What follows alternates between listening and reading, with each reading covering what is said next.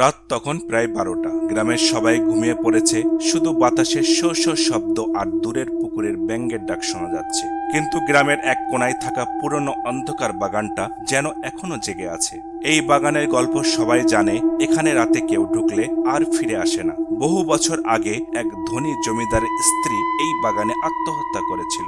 তারপর থেকে এখানে নাকি এক সাদা শাড়ি পরা ছায়ামূর্তি ঘুরে বেড়ায়। রাতের গভীরতায় সাহস করে রাফি আর তার দুই বন্ধু সোহেল আর মিনহাজ বাগানে ঢোকার সিদ্ধান্ত নেয়। হাতে টর্চ লাইট, বুক ধুকধুক করছে, তবু কৌতূহল তাদের থামাতে পারছে না। বাগানের ভেতরে ঢুকতেই গা ছমছমে একটা অনুভূতি হলো। পাতার ফাঁক দিয়ে চাঁদের আলো ঢুকলেও সবকিছু কেমন অদ্ভুত লাগছিল। হঠাৎ একটা কোল্ড বাতাস বয়ে গেল, যেন কেউ ফিসফিস করে কিছু বলছে। ফিরে যাও।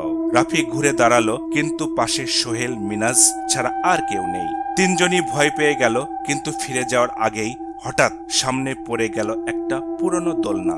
আর সেই দোলনায় কেউ বসে আছে, একটা সাদা কাপড়ে মোড়া মেয়ে, চুল দিয়ে মুখ ঢাকা। সে ধীরে ধীরে মাথা তুলে তাকালো, আর তিনজনের গলা শুকিয়ে গেল। তার চোখ নেই, শুধু দুটো কালো গহ্বর। এক মুহূর্তের মধ্যে বাতাসের এক ঝটকায় দোলনাটা খালি হয়ে গেল, আর চারপাশে হাসির শব্দ ছড়িয়ে পড়ল। তিনজন প্রাণপণে দৌড় দিল, কিন্তু পেছন থেকে একটা ঠান্ডা হাত রাফির কাঁধে পড়ল। এখানে তো চলে এসেছো, এবার ফিরে যাওয়া অসম্ভব। এরপর কি হলো কেউ জানে না। শুধু সকালে গ্রামের লোকজন বাগানের পাশে রাফির মোবাইলটা খুঁজে পেল। তার ক্যামেরায় ধরা ছিল একটা ভেসে থাকা মুখ, চোখ নেই, শুধু ফাঁকা গহ্বর।